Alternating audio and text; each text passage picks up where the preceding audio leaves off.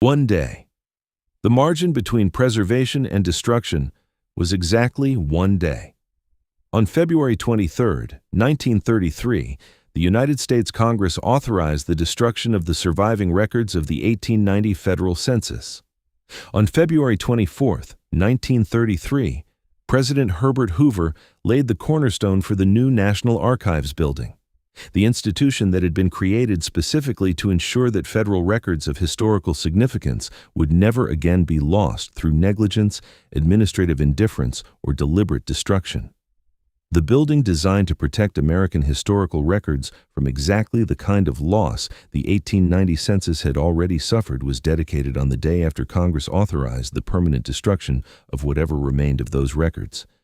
That sequence is not a coincidence. Coincidences of that precision do not occur in federal record keeping. Every date in that sequence was the result of deliberate scheduling decisions made by people who knew exactly what the National Archives was being created to do, and exactly what the destruction authorization would accomplish if it was processed before the archives opened its doors.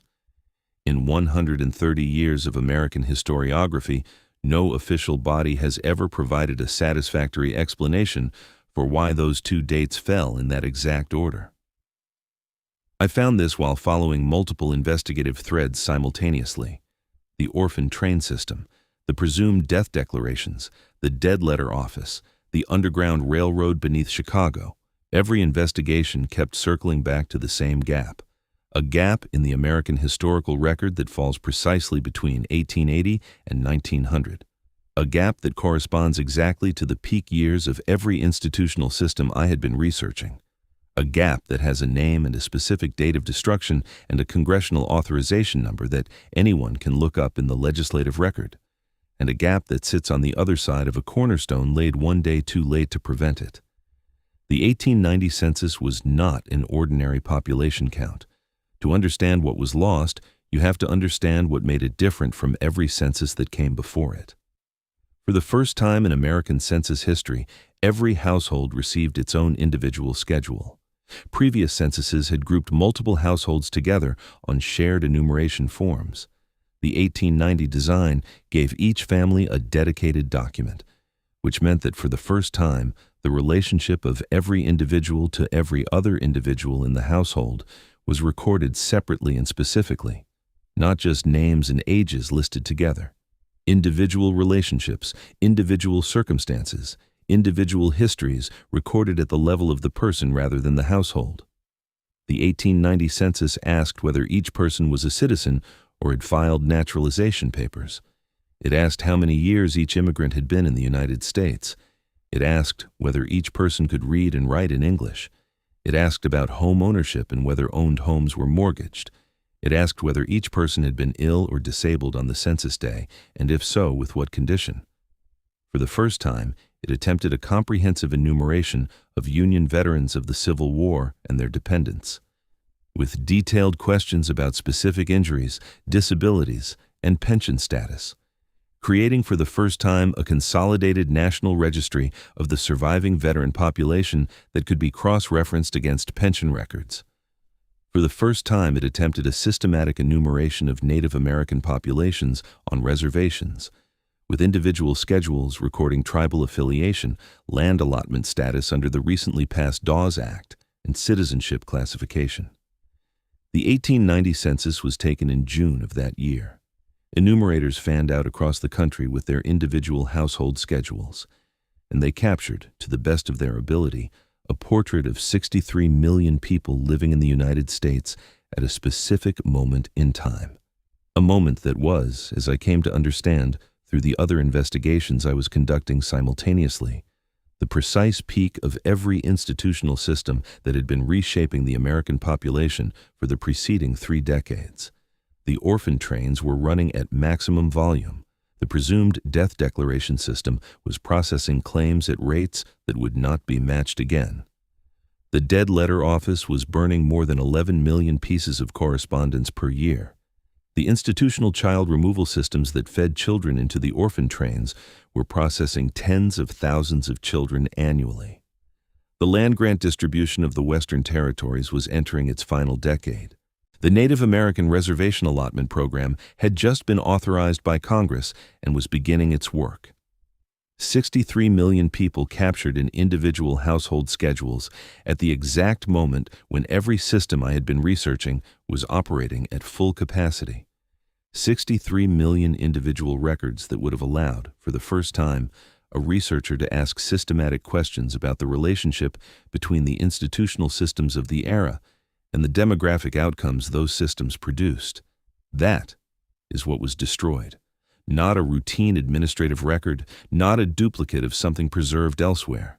The single, most detailed snapshot ever taken of the American population at the precise moment when the most consequential demographic disruptions of the 19th century were simultaneously in progress.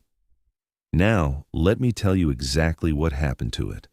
On January 10th, 1921, a fire broke out in the basement of the Commerce Department building in Washington. The building housed the Census Bureau among other federal agencies. The 1890 population schedules were stored in the basement of that building. Outside the building's fireproof vault, the population schedules from other census years, from the 1880 census, from the 1900 census, from the 1910 census, were stored inside the vault. The 1890 schedules alone were outside it. The fire destroyed approximately 1/4 of the 1890 schedules outright. Another 50% sustained water and smoke damage severe enough to render them difficult or impossible to read without extensive conservation work. The Census Bureau assessed the damage and estimated that restoring the surviving damaged records to a usable condition would require approximately 2 to 3 years of careful professional work. The assessment concluded that the investment was worthwhile given the historical significance of what had been captured. The restoration never began. The damaged records were removed from the burned basement. They were placed in warehouse storage, and they sat there for 12 years. During those 12 years, historians and genealogical researchers who understood what had been damaged and what remained salvageable repeatedly petitioned the government to begin restoration work.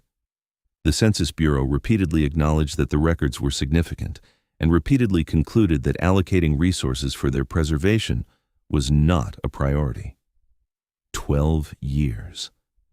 The smoke-damaged schedules sat in their warehouse, deteriorating further with each passing year, becoming less salvageable with each year that passed without intervention. And then, in December of 1932, the chief clerk of the Census Bureau added the surviving 1890 schedules to a routine administrative list, a list of papers that had been assessed as having no further administrative value and that were recommended for destruction through the standard federal records disposal process. The list was submitted to Congress for authorization as a routine records management matter. It was not flagged as containing records of unusual historical significance. It was not referred to any historical advisory body for review. It was not subjected to the kind of public notice that would have allowed the historians and researchers who had been petitioning for preservation to respond. It was processed as routine paperwork. Congress authorized the destruction on February 23, 1933. The following day, February 24, 1933, President Hoover laid the cornerstone for the National Archives. Here is what that one-day sequence means in practice. The National Archives had been authorized by Congress specifically because the federal government had recognized that its record-keeping practices had allowed the loss of historically significant material. The 1890 census fire was among the most cited examples of what the archives was being created to prevent. The institution's founding mandate explicitly included the preservation of records of the kind that the 1890 schedules represented. If the National Archives had been formally established and operational one day earlier, if the destruction authorization had been dated one day later, the 1890 census schedules would have been subject to the archive's jurisdiction rather than the Census Bureau's.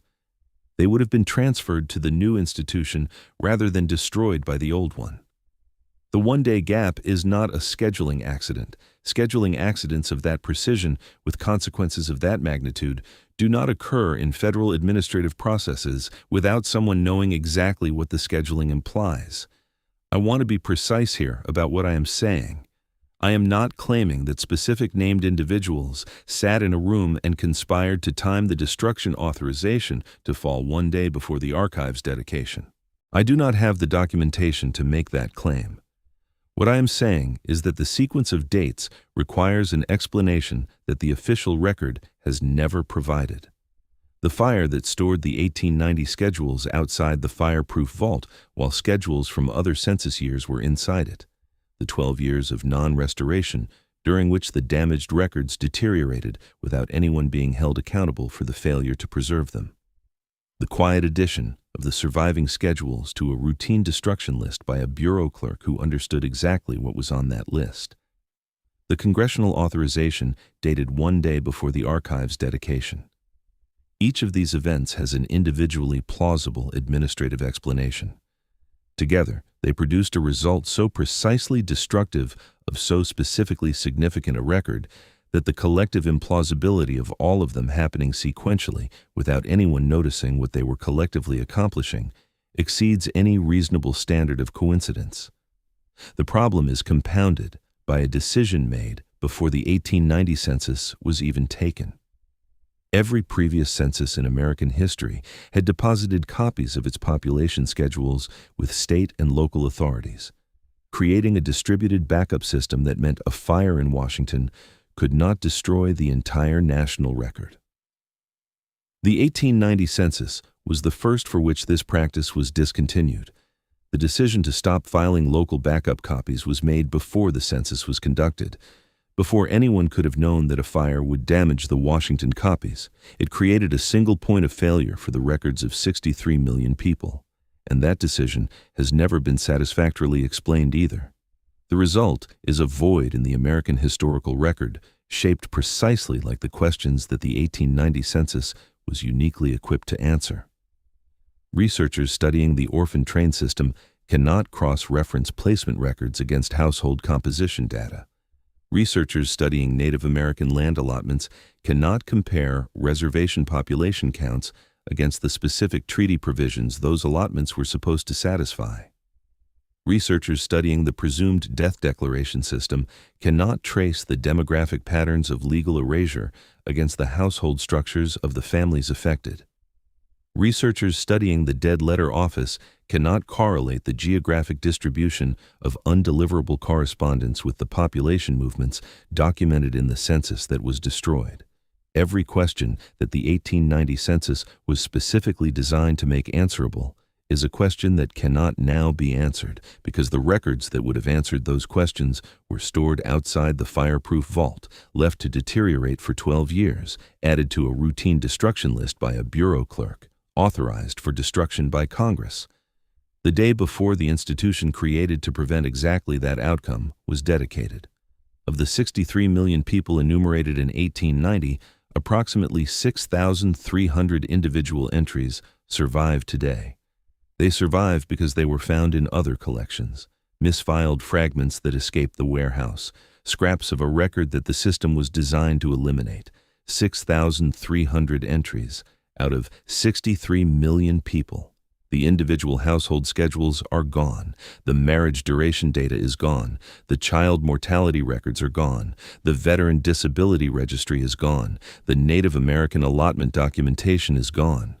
Everything that made the 1890 census different from every census that came before it is gone. What remains is the cornerstone, laid one day after the authorization, still standing on Pennsylvania Avenue, inscribed with the words, "What is past is prologue." The records that would have told us what that prologue contained were destroyed the day before the building meant to hold them was dedicated. 63 million people, 6,300 survivors. One day. That is the entire margin between the most significant archival loss in American history and the institution that was created to prevent it. And the question of why that margin was exactly one day has never been answered by anyone with the authority to answer it. If you want more videos like this, make sure to subscribe to the channel. I'll see you in the next one.